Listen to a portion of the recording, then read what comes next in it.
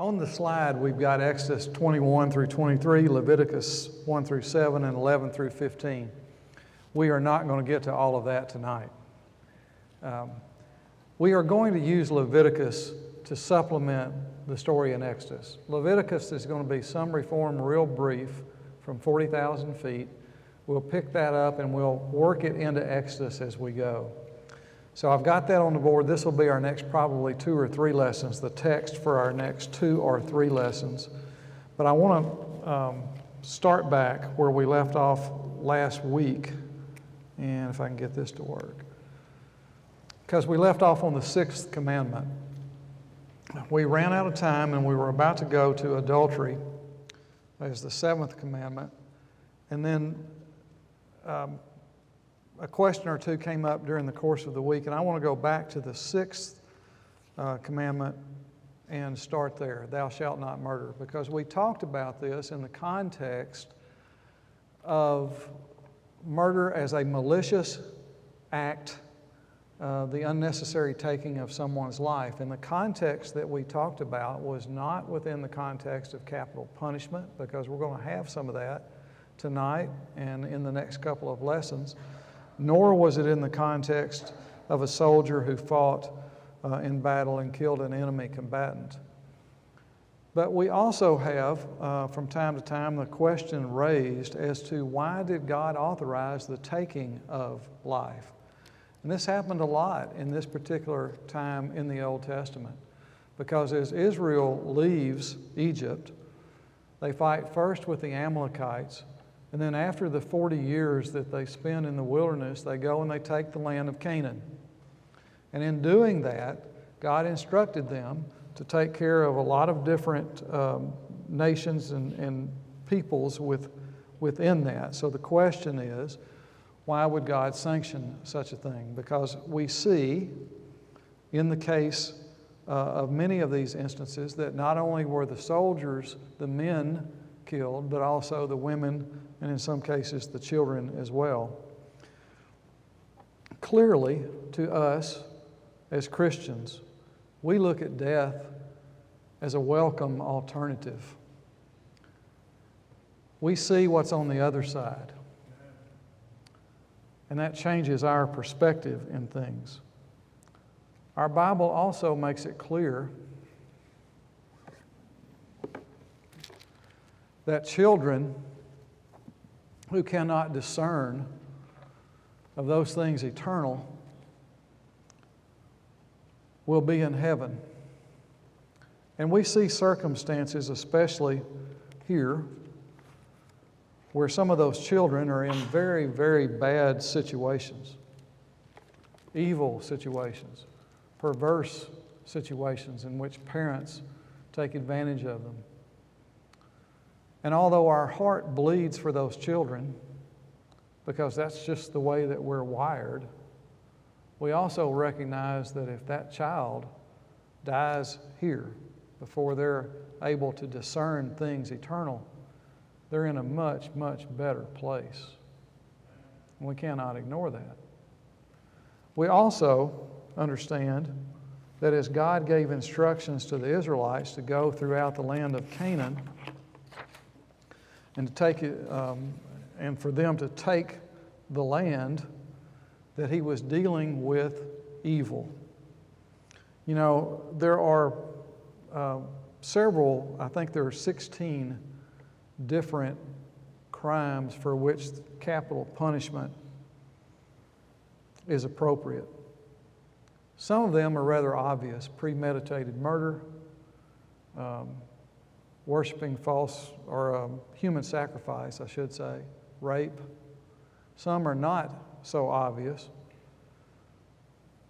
because typically we don't execute a child in this country for cursing their mom or their dad. Nor do we consider sacrificing to a false god, nor do we consider adultery, nor do we consider homosexuality to be capital crimes. But all of them were. And so we struggle from time to time, because our loving God and our holy God gives Israel instructions on taking that promised land and wiping out those that are there. And the question is, why? What did God say would happen if evil stayed in the land of Canaan with Israel?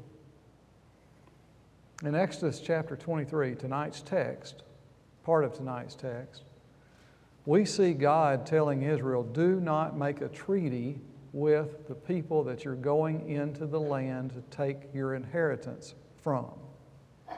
Why? Because those people will cause you to sin, and they will be a snare unto you. In Judges, when Israel went to Jericho, they destroyed the city. The scripture says they utterly destroyed it, men and women, young and old, ox, sheep, and donkey. The exception being whom? Rahab and her family. God did not cast out the Canaanites because of who they were. He cast them out because of what they did. In Leviticus chapter 18 and verse 30, the Canaanites, and that used in that term, the Canaanites is talking about all the peoples that lived within that land. And we've got a whole bunch of ites, right? We've got Amorites, Hittites, you name the ites, we got them. But they are described in Leviticus chapter 18, verse 30, as being an abominable people.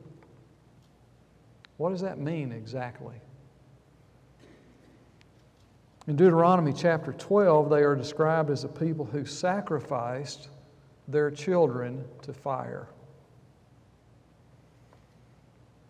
So first and foremost, we need to keep in mind that God's order to go into the promised land and to eradicate those that were there, if they didn't get out of the way peacefully, was because there was evil in the land. And we cannot escape that. God said to His children, these people are evil. You will move them out. They will be a snare unto you if you do not. There are some who will also say, well, He didn't have to do it so completely, or He didn't have to do it so quickly. He should have given those a chance. God did. You know, the Amorites are described in the time of Abraham to be extremely evil. God gave them 400 years to get their act together until Joshua came through and took the land that they occupied. Do you remember the story of Sodom and Gomorrah? If Abraham had found how many righteous people started off at 50, went to 40, 30, 20, and then 10. If God had found 10 righteous souls, He would have spared Sodom and Gomorrah. God's long suffering should not be confused with God's eternal suffering. And so while we have these situations in which to us sometimes can appear to be deliberate or too deliberate, maybe we consider them to be gruesome or barbaric, what was God dealing with? God was dealing with sin. Why did the Israelites have the law they had? Why did we have that law? What's good for us out of that law? What happens now? Because those Israelites and that law and the tribe of Judah delivered for us whom? And then that law was nailed to the tree. So when we look at this command, thou shalt not murder, let's kind of keep the big picture of what was happening there. God was dealing with a plan for His people and trying to eradicate evil when the evil got in the way of his people. Dirk? Murder is also different from judgment and punishment. Well, it is, and that's the point. Murder is different between a capital crime and judgment thereof, and those that go into battle and fight for their army. All right, let's go to adultery. Number 7. How important is the marriage relationship to God? We're talking about another one of those capital crimes. Adultery was a capital offense. Do we look at it that way today? What would we say today if we had a capital offense for adultery and homosexuality? And we had both here. Thou shalt not, and I keep going, thou shalt not. I'm in Old King James because that's the way I learned it. You shall not commit adultery. Do you remember what Joseph said to Potiphar's wife when she tried to get him to commit hanky-panky with him? Try to seduce him?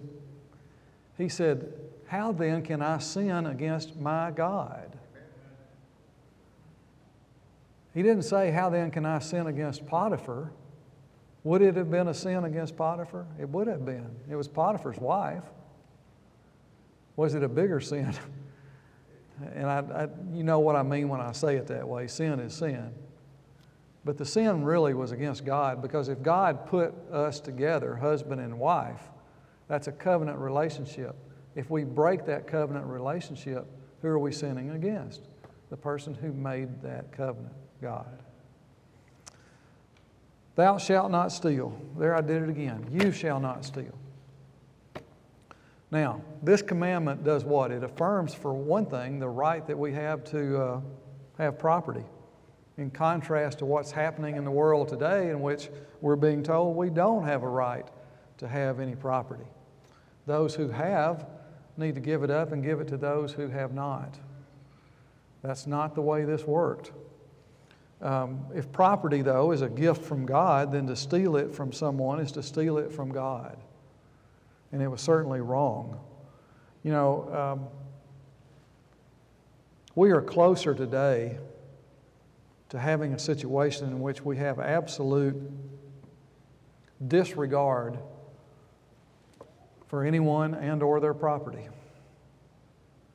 It's difficult. Our world is not looking at things as God looked at them. Do I have a right to go take something from you because I don't think you're handling it properly? Is this anything, though, that's new?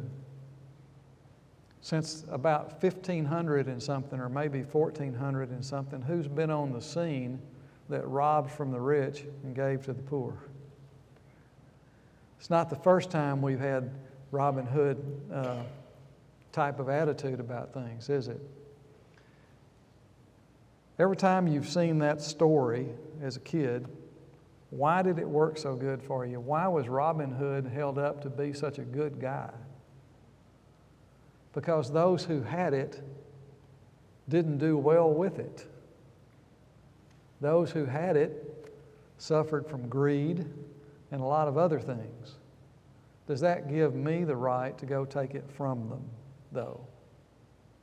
And certainly it does not. The 8th commandment, because if we steal from someone else, we steal from God. Which segues into our next commandment about false witnesses rather nicely.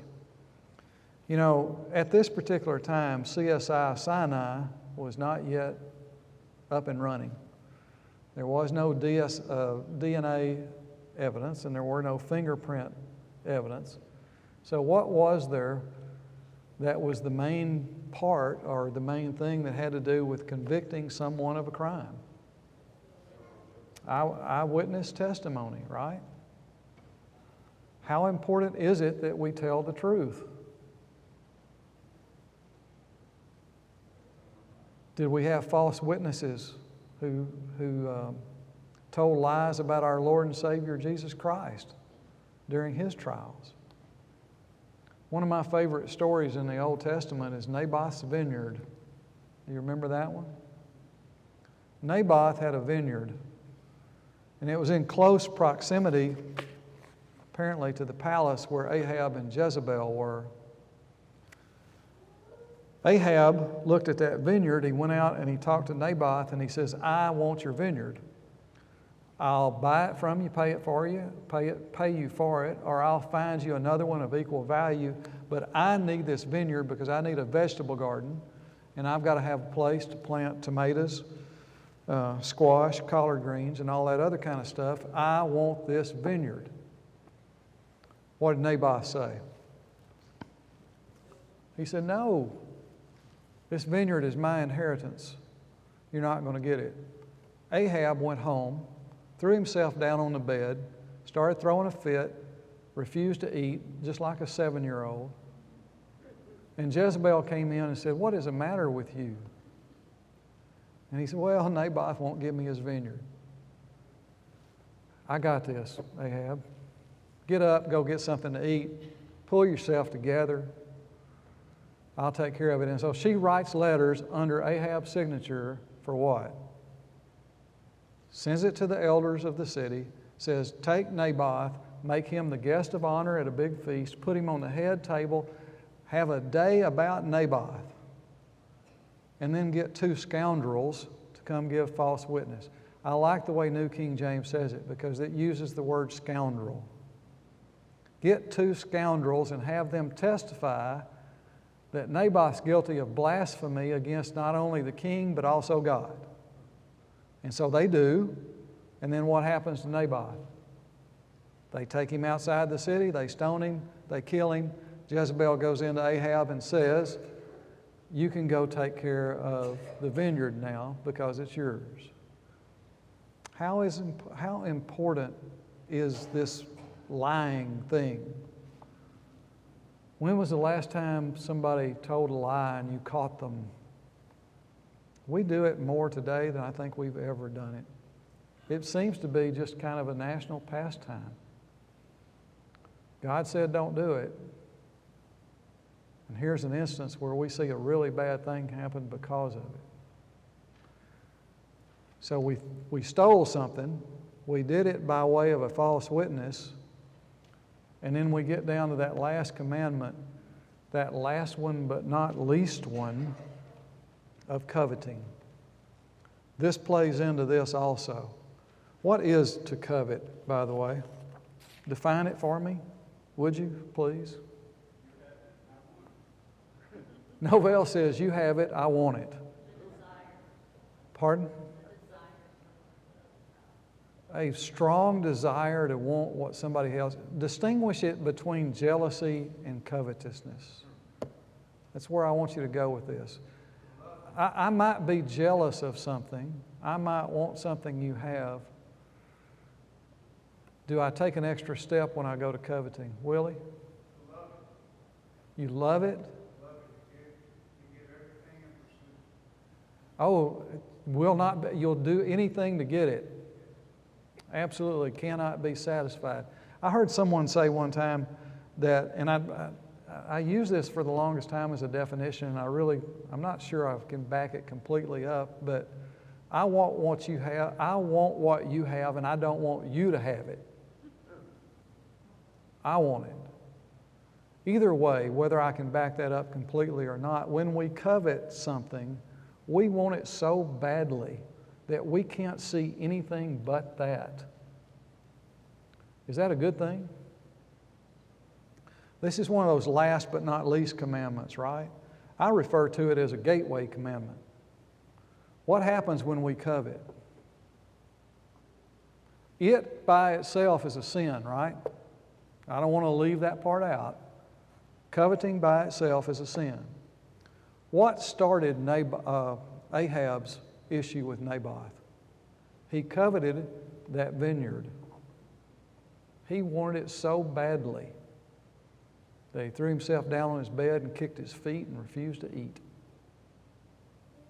What did it then cause him to do?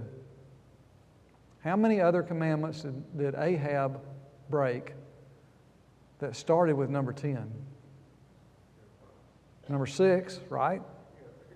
Murder. What about number 8? He stole it. What about number 9? He lied in order to get it. So it wasn't just the 10th commandment, or it wasn't just another commandment.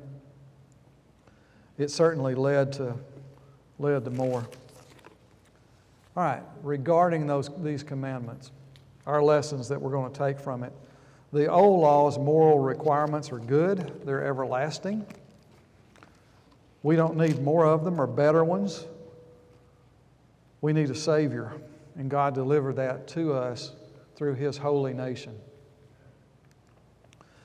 The old law promised blessings for obedience. The old law protected those who could not protect themselves. The old law required fairness, but the old law could not be perfectly kept because why? Because man is not perfect. What did not exist under the old law? Salvation did not. Sin was covered, but that's as far as it went. And our salvation is not based on law keeping, but rather the sacrifice of Jesus' blood and God's mercy. And aren't you glad that it's that way? Because can we do it right? Can we earn it without God's mercy and without God's grace? And the answer to that is no, we can't. And then lastly, love your God with all your heart. Love your neighbor as yourself. We know this from Matthew chapter 22. And Jesus says, and on these 2 commandments hang all of the law. Except for the Sabbath commandment, all 9 are repeated in the New Testament. John puts it rather clearly in chapter 14 when he says, that Jesus says, if you love Jesus, you will keep, or quoting Jesus, if you love me, you will keep my commandments. And certainly we will. All right, from there, we're going to go back to the bottom of the mountain. And starting with the 22nd verse of chapter 20, we're going to look at what God tells Moses regarding those commandments and then the practical application of them in the next 3 chapters, plus we're going to get over to Leviticus next week or the week after that and supplement the lesson text with that. But we've got these 6 things that we're going to talk about in these next 3 chapters, and that is fairness and justice, compassion and mercy, the value of a human life, the importance of home and family, our individual responsibilities and our rights, and the centrality of our worship before God. Do you remember what happened as we looked at the 19th chapter? Moses had come back down the mountain. He had the people, and then chapter 20 says God spoke all these things. We got to verse 18 of chapter 20. After hearing this, all the people said, yes, we will obey. Look in verse 21 of chapter 20. So the people stood afar off, but Moses drew near the thick darkness where God was. Moses has been up the mountain 2 or 3 times. Moses is back down the mountain. God speaks the 10 commandments. Moses kind of eases back up the mountain into the darkness. The people are left wondering or in awe, as starting with verse 18 that we read about, and then scared because they have heard those 7 things that we put up on the board last week. Moses is going to get the rest of the story as he goes back up the mountain. And starting in verse 22, Moses gets words of God in 6 short verses that kind of seem a little bit out of place. Because what God is talking about, first of all, he says, Moses, you know where this is coming from. Verse 22, thus you shall say to the children of Israel, you have seen that I have talked with you from heaven. And then he repeats and paraphrases really, thou shalt have no other gods before me. And then he goes into a brief description of how to build an altar. Seems a little bit out of place to me as we're looking at this. But I want to recognize what these last 6 verses are in this 20th chapter of Exodus. What are the instructions he gives Israel, or gives Moses, for building that altar? First of all, what do we know about the altar? What's going to become the centerpiece? I'm from the South. I don't pronounce T's very well. I hope you didn't think I said centerpiece. What's going to become the centerpiece of all of this? That altar. What are the Israelites going to do? They're going to come offer sacrifices to God. What's important about this? Where's that sacrifice directed? Is the sacrifice for them or is it for God? And so we have these 6 verses about this upward direction of worship upon this very simple altar. How does he say it's going to be built? Just build it out of dirt. Now, if you put stones in it, make sure that you don't take a tool to any of those stones. It needs to be just simple. Because if you take a tool to it, you profane it before me. Don't make steps up to it. Because if you make steps up to it, you expose your nakedness when you're doing the sacrifice. What's God trying to tell Moses in these last 6 verses? I'm telling you, Moses, there's not going to be any graven images. There's not going to be any idols. There's not going to be anything like that. There's going to be simple, God-centered worship. And in that respect, these last 6 verses aren't all that out of place, because God's going to go through in chapters 21, 22, and 23 all the different things that go with the 10 Commandments that he just got through talking about. Let's look at chapter 21. Because the first thing he deals with is the issue of slavery. Now, that's a hot button topic for us, but it's not the same thing as what we've dealt with in the history of the United States. What are the instructions here that God's giving Moses about these particular indentured servants in the first 11 verses of chapter 21? First of all, he's talking about Hebrews who have indentured servants who are also Hebrews. This is not referring to a situation in which they've taken a captive from a battle. It's something that they haven't done at this point, but will do later. So the first issue is we're talking about Hebrews owning a Hebrew slave. The second issue is it's not permanent. How long was that servanthood to take place? 6 years. In the 7th year, that servant went free. They also went free without what? Owing anything. What is this? Quickly, if you want to, turn your Bibles to Deuteronomy chapter 15. Because God made it clear that when that servant worked for the person for 6 years, and in the 7th year they went free, they didn't owe anything. As a matter of fact, when they left, they were to be given more things. So when they went into this indentured contract, this position of slavery, when they went into it, whatever it was that they owed, whether 6 years was enough time to pay it back or not, when they walked out, there was no debt that was owed. And we'll see later as we look through this, most of the time that's where this came from. As a matter of fact, there's even an example, we'll get to it when he talks about the laws regarding thievery and stealing. God mentions that if the person doesn't have enough money, if the person gets caught stealing and doesn't have enough money in order to take care of the restitution, then he may be sold. Where do these slaves come from? Most of the time, that was the source.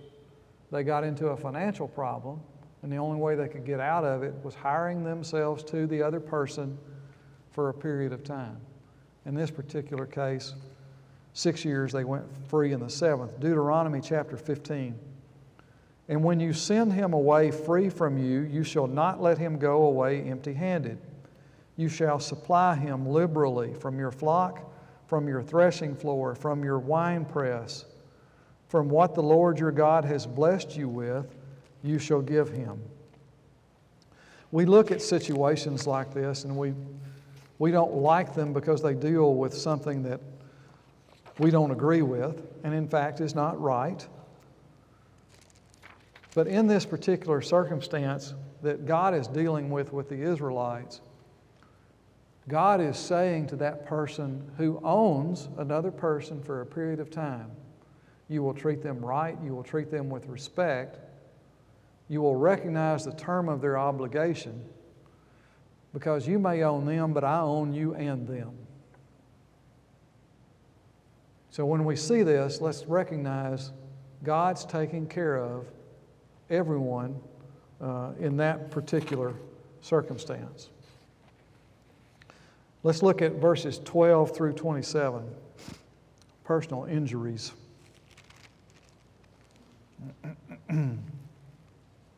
Crimes clearly carry consequence. And sometimes, was that one? I wasn't watching my watch. Well, we're certainly not going to get through with this. We won't even get through with chapter 21, I don't think. We'll just keep plugging, pick back up here next week. Crimes always carry consequence, and most of the time, or some of the times, capital consequences. And in our society today, we see situations in which we flip-flop the rights of the criminal and rights of the victim, and that certainly doesn't set well with us.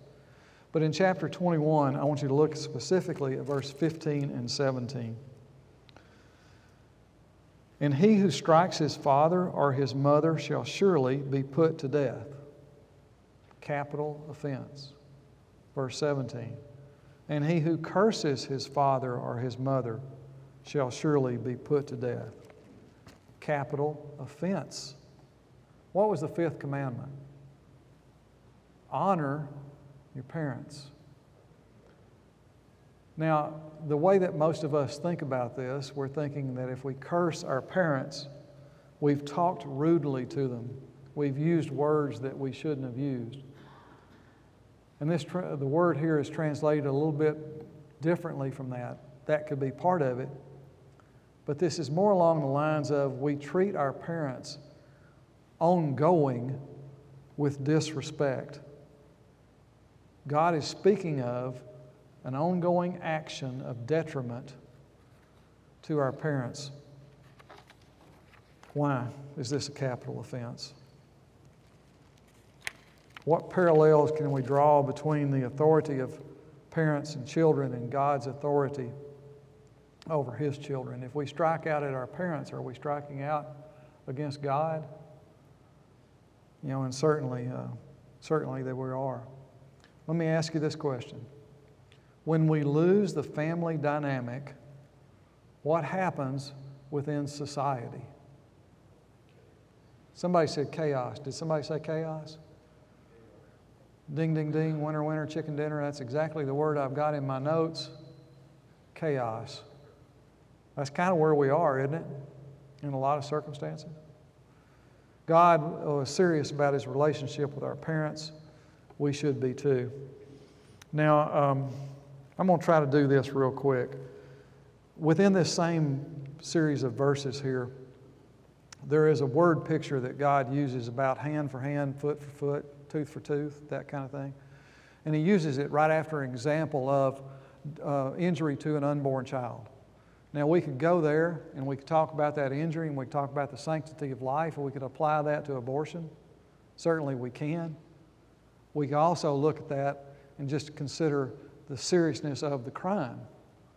Because in what we've been talking about here, we're looking at the parents, the children, and so on and so forth. A lot of times we'll hear that used, well, God ordered a hand for a hand.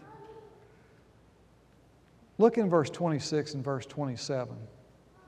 Let's talk about that circumstance in which something happened to the slave, and the master knocked his tooth out, or his eye out.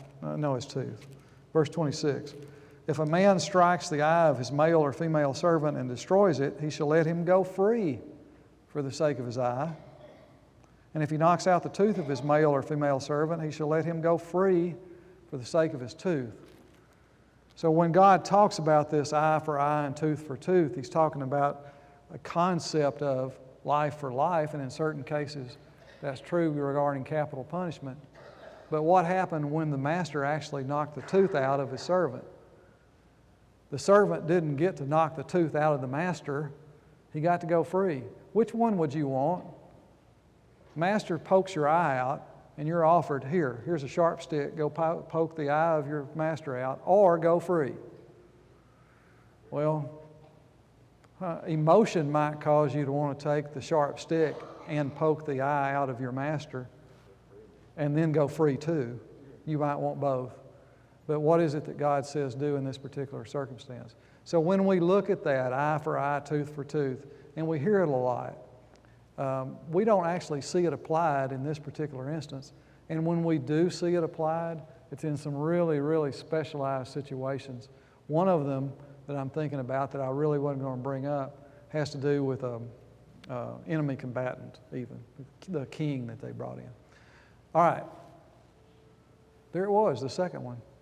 So we'll pick up right here next week.